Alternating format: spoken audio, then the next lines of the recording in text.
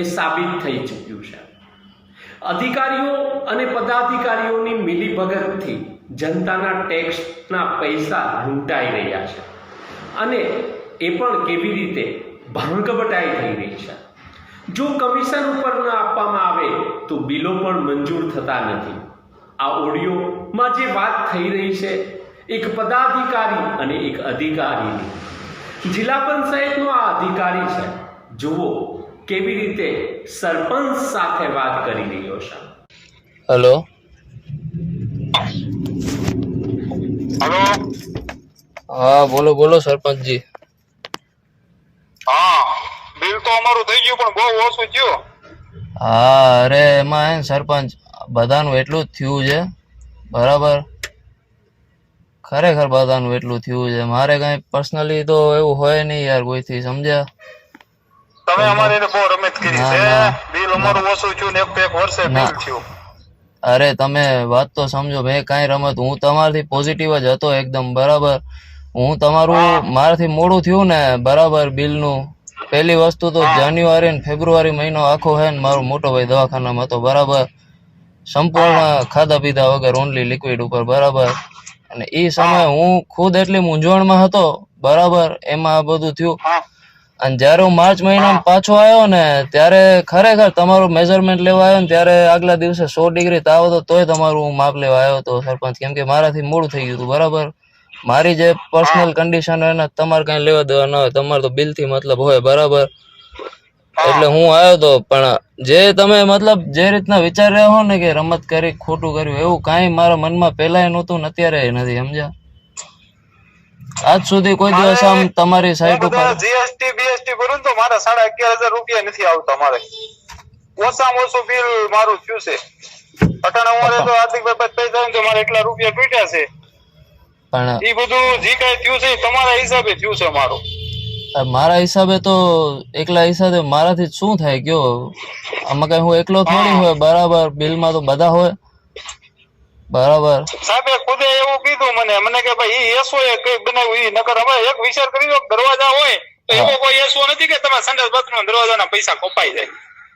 અરે બધા હે ને બધી અલગ અલગ વાત કરતા હોય. મોઢે અહીંયા ઓફિસે અલગ વાત કરે ને તમને અલગ કે. બરાબર, હું સૌથી નીચલા લેવલનો.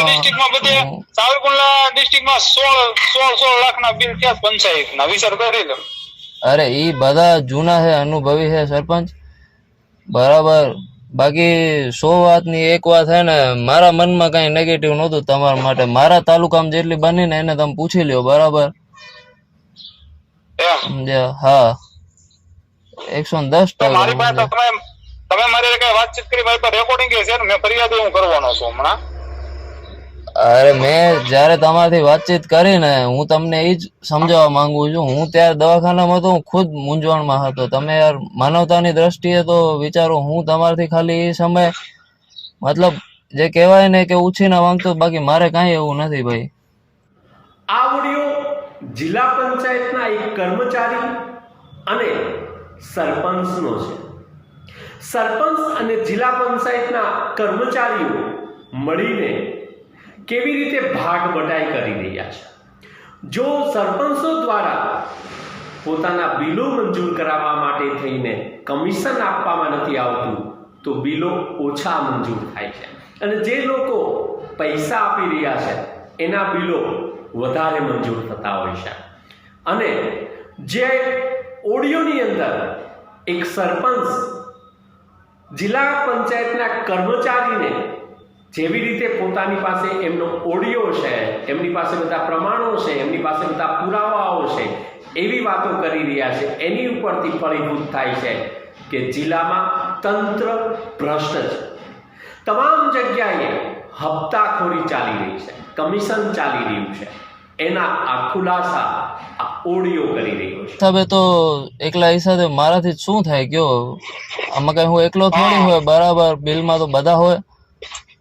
બરાબર, સાહેબે ખુદે એવું કીધું મને કે ભાઈ એસો એ કઈ બનાવ્યું ઈ નકર હવે એક વિચાર કરી લો, દરવાજા હોય તો એવો કોઈ એસો નથી કે તમારા સંડાસ બાથરૂમ દરવાજાના પૈસા કપાઈ જાય.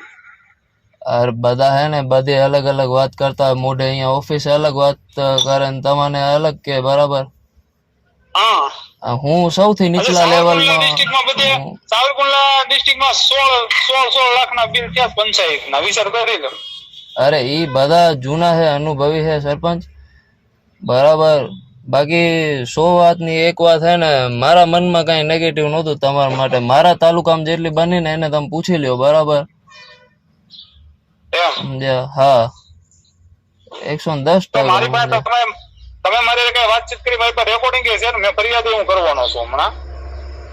અરે મેં જયારે તમારાથી વાતચીત કરી ને, હું તમને ઈ જ સમજાવવા માંગુ છું. હું ત્યારે દવાખાનામાં હતો, હું ખુદ મૂંઝવણમાં હતો. તમે યાર માનવતાની દ્રષ્ટિએ તો વિચારો. હું તમારાથી ખાલી એ સમય મતલબ જે કહેવાય ને કે ઉછીના માંગતો, બાકી મારે કાંઈ એવું નથી ભાઈ,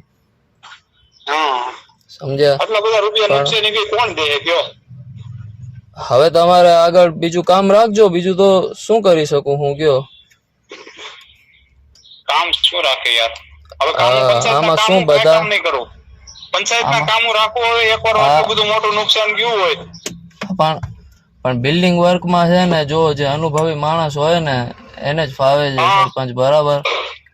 આમાં પર્સનલી હું શું કરી શકું, સમજ્યા? બિલ બધા મને એમ જ કે છે કે તમારે જે એસો છે ને એના હિસાબે તમારું બિલ નાનું થયું. અરે એસો એક થોડી હોય, મને મારા ઉપરથી કે તો હું તો કરી દેત, મારે શું હોય, સમજ્યા? સાહેબ ને કૌશિકભાઈ ને ફરિયાદ કરી, મારું 16 લાખનું 16.5 લાખનું હોય બિલ, ઈ ખાલી 11,500 લાખ હાથમાં આવે તો શું કરવાનું સરપંચ? આ બધા અહીંયા આગળ ડિવિઝન માંથી અલગ અલગ કપાતે કરતા હોય, બરાબર, આઈટમો માંથી. હવે ઈ બધી કોઈ જાતની કપાત નહીં ક્યાંય. કોઈ આપણી પાસે ઠેઠ નો એક મારું એક તો પેલા પ્રથમ મારું 60,000 રૂપિયા તો મારું બેંક નું જે લોન લીધી એનું વ્યાજ થયું, બરાબર. આવડું ટૂંકું બિલ થાય તો એ તો કોને તમારે જોવાનું દે ને એસો ને. મારાથી બનતું હતું ને ઈ મેં બધું કર્યું જ છે, બરાબર, નથી કર્યું એવું નહીં, મારાથી બનતું બધું કર્યું છે. હા, હે શું કહો? અમરેલી? કાલે તો મારે આ શું કહેવાય પેલું રોડ નું કામ ચાલુ છે ને, એટલે હું મતલબ બપોર સુધી તો ભૂરખિયા બાજુ હોઈશ. આવે તમને મળે? હા, વાંધો નહીં, તમે મળો ભલે, બરાબર. પણ વાત આવી હતી, સમજ્યા? હું યાર ખરેખર હેરાન માણસ છું અત્યારે ઘરની પરિસ્થિતિઓમાં. તમે થોડુંક સમજો યાર, સમજ્યા? એ વાત તમારી સાચી છે, પણ હું એટલા પરિસ્થિતિમાં હોય ને, મારી નબળી પરિસ્થિતિ થઈ ગઈ હોય ને, એટલા બધું નુકસાની કરો તો શું કરવું? એ બધી વાત સાચી, પણ હવે હું શું કરી શકું આની અંદર, કયો? હું યાર એકદમ નીચેના લેવલનો સાવ ક્લાસ 3 કર્મચારી હું, બરાબર. આ તો બધા કે તમે એક વસ્તુ વિચાર કરો કે સરકારમાં કઈ પણ તકલીફ થાય એટલે હંમેશા મરાય તો નીચેનો માણસ જ છે, બરાબર. ઉપર વાળા તો એમ કે નીચે વાળાને જોવાનું હતું, પણ નીચે વાળો શું કરે યાર? મારા હાથમાં શું સત્તા? મને તો સરકારે આ મૂક્યો, બરાબર, ઘરથી 300 કિલોમીટર દૂર, તો મારે આવવું પડે. મારે તો જે હાલતું ઉપરથી એમ કરવું પડે. મારા પર્સનલ એકલાથી તો કઈ થતું નથી સરપંચ. છતાં નીચે ઉપર વાળા એમ કે નીચે વાળા તમારું બિલ લખ્યું, ઈ તો ઈ કે અમને લખ્યું હોય એટલું બિલ કરી દે, લ્યો કયો? અરે ઈ તો કે કહી દીધું સીધું. સાહેબે હું કીધું પરમાર સાહેબે કે ઈ તો બિલ જે લખ્યું હોય તમારે એસો એવો જો લખ્યો તો હું પ્રમાણે બિલ કરી દે. આજે સાવરકુંડલા તાલુકામાં 100 લાખના બિલ લખાણા તો ન્યા કોઈને પ્રશ્ન નથી આવતો, કારણ કે બિલ તો મજૂરીમાં તો સાહેબ પાસે આવ્યો.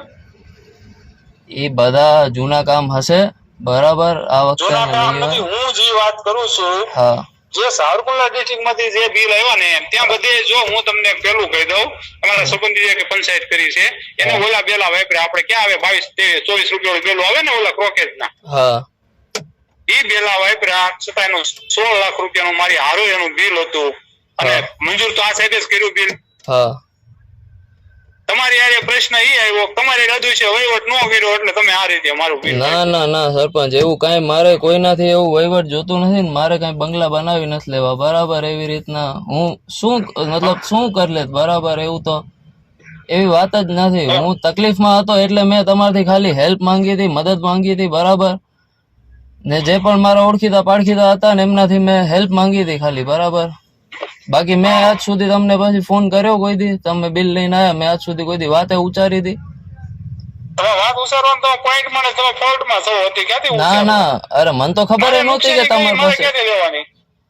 અરે તમારે નુકસાની ગઈ સરપંચ, બરાબર. તમે આગળ બીજું કઈક કામ કરજો, બરાબર. બીજું તો હું શું કરી શકું એનાથી વિશેષ તમે કયો.